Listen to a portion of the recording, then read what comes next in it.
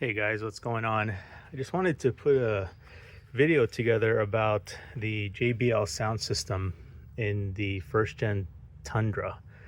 This is kind of the video I wish someone would have put together for me, so I'm hoping I can pay it forward and share some of the knowledge I've learned from sort of dissecting this thing.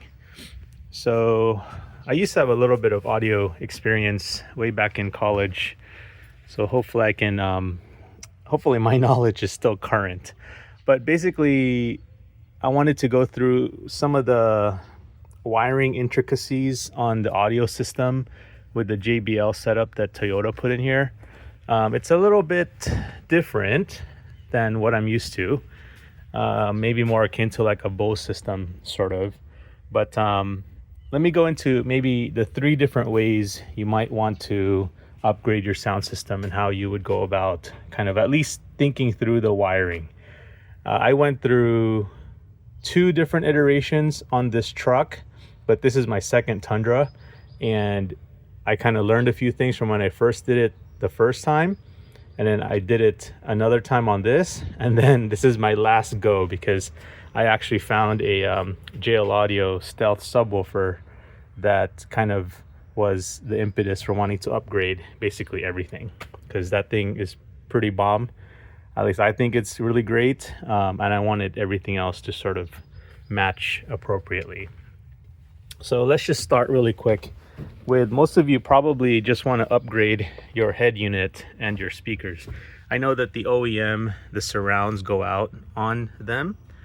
This is an OEM example, by the way, and this is the like a Memphis audio, or you can choose your own speaker, obviously. So let's start with the head unit. I chose a Toto head unit here, but you can choose any various amount of different kinds of head units out there. This one I like Toto from experience because they have a very simple steering wheel control integration. So it's really only 2 positive wires that sends different voltages to, I should say, this sends different voltages to the head unit, and then the head unit can learn, basically, like through a simple algorithm, learn what you can basically program any of these buttons to control any number of functions inside the head unit, which other manufacturers like Pioneer or Alpine, kind of your standard, off the shelf, like top brands, will ask you to use like a pack unit or an Excel unit or some other aftermarket third party that has their own module, which to me, I've used those before. They're kind of hit and miss. So let me just go through that really quick, because that seems to be a often talked about discussion point. And don't mind all my wiring here. As you can see, I'm still in the middle of wrapping this up. I just finished basically tuning, at least an initial tune of the stereo system, so it sounds pretty great, I think. And I'll show you sort of my first iteration at this. All right, so if you're gonna take out your JBL, let me back up here. If your Tundra, your first gen, doesn't have a JBL system, then all your connections can stay here. You just need to get basically the wire harness and connect your head unit directly to that wire harness, and your head unit powers everything. There is no amp in the back like the JBL units. So I'll leave that as is. That's pretty self-explanatory. There's lots of videos on that. It's basically like almost any other Toyota. But this, with the JBL head unit, it is a little more complicated. So just so you understand, the original JBL head unit sends what I think is a CAN bus signal all the way to this all the way to the amp, which is that guy right there, which normally sat over there. And so that's the amp, and it sends a CAN signal to control all the functions. So there's no way to translate that. So what ends up that needs to happen is you basically need the head unit to power the speakers all the way to the back. But the easiest way to grab that is, you see all these wires right here, that originates from a huge wiring harness that you can get from Metra, or I think another brand, that connects to a harness that went in here that basically connects to the rest of the car speakers here. So I know I'm jumping around a little bit, sorry about that, but what ends up happening is the only way to connect to those speakers on each side is through this enormously long, like 20-foot harness that, you know, has a bunch of extras. Oh, there's my neighbor's brakes, needs some attention. And so that's kind of the standard way to go about if you're just going to use power from the head unit. Now, sorry, I meant to touch on the steering wheel controls. So the steering wheel controls, at least the way the Toto works, is you have this one flat harness. It's about, I don't know, a finger, an inch and a quarter. Very flat. You only need these 3 wires coming out of it. So if you're looking, the clip is on this side. This is the clip over here. So just count however many that is. So it's 2 from the right, and I don't know what pins those are, but I can't tell. I don't know if you count from 1 on this side and then however many or whatever, but just keep that in mind. If I recall correctly, the brown and the orange are the 2 positive wires, and the black is just ground. You just need to ground that.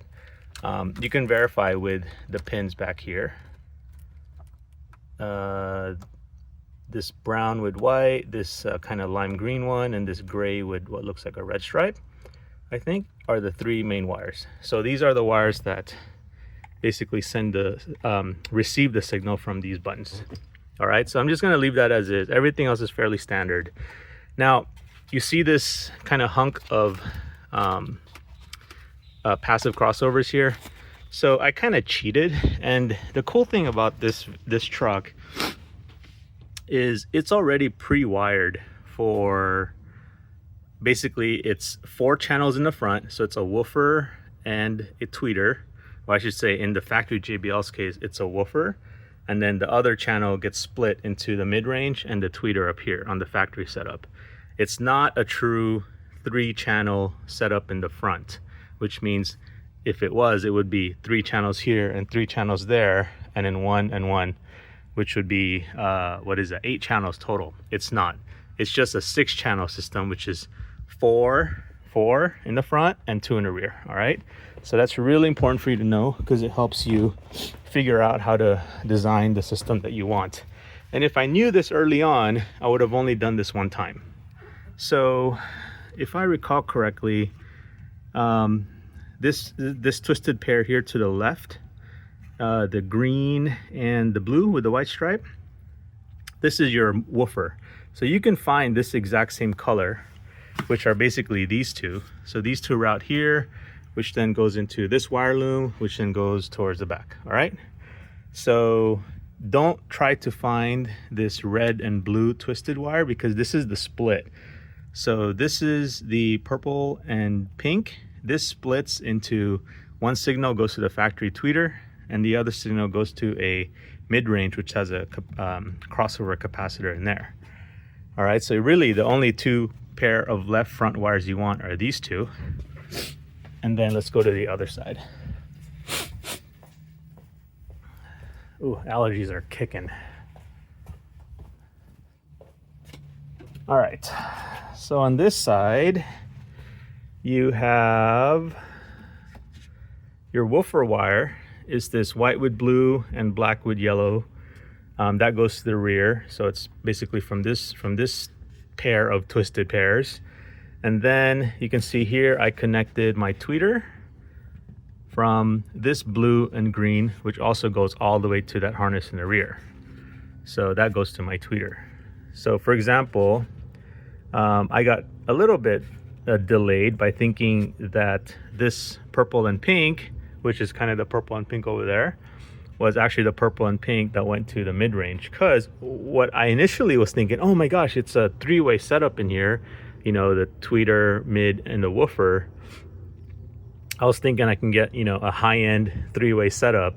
But at the end of the day, I didn't want to have to run another pair of twisted wires through this loom all the way to the back for the independent mid-range. Because if you were to then use the alternate and put a crossover in here, then you would then have to run independent wires for, or I guess you could cheat. You could definitely cheat, put the crossover somewhere in here and just use one of these pairs and catch this in the back as your main source signal. So yeah, I didn't even think about that. I guess you could do it that way. There's plenty of room here for a crossover, passive crossover somewhere.